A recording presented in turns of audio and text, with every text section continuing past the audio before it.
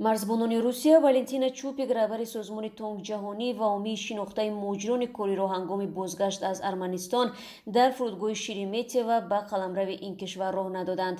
ба чупик хабарномае дода шуд ки тибқи он вуруди ӯ то соли 2051 ба қаламрави русия манъ шудааст.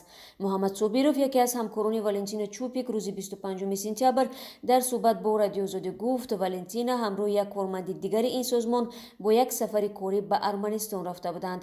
вақти бозгашт шаби 24 сентябр дар фурудгоҳи шереметьево нагузоштанд ӯ аз марз гузарад ва ба ӯ хабарнома доданд ки то соли 2051 ҳаққи ворид шудан ба русияро надорад, гуфт Собиров. ӯ афзуд то ба ҳол намедонанд ки чупик дар куҷои фурудгоҳ нигоҳ дошта мешавад ва талош доранд макони нигоҳдории ӯро пайдо намоянд. хабари манъи вуруди ӯро ба русия ҳамсафари ӯ ба дигар ҳамкорон расондааст. валентина чупик шаҳрванди ӯзбекистон буда аз соли пеш дар русия санади паноҳандагиро ба даст овардааст.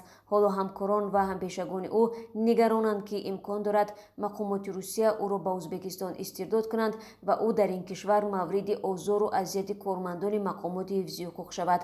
бархе аз ҳампешагони чупик навиштанд ки ихроҷи валентина аз русия ва бекор кардани санади паноҳандагиаш як навъ интиқоми мақомоти русия ба хотири дифоъ аз ҳуқуқи муҷирони корӣ мебошад. валентина чупик танҳо ҳомии ҳуқуқи муҷирон дар русия нест ки мақомоти ин кишвар ихроҷ мекунанд. таи чанд соли ахир чанде аз ҳомиёни ҳуқуқи муҷирони тоҷик аз ҷумла Каромат Шарипов, раҳбари созмони муҷирони кории тоҷик, Иззат Амон, поягузори созмони тоҷикон дар Москваро ки аз ҳуқуқи муҷирони тоҷик дифоъ мекарданд, бо баҳонаҳои гуногун аз қаламрави русия ихроҷ намуданд.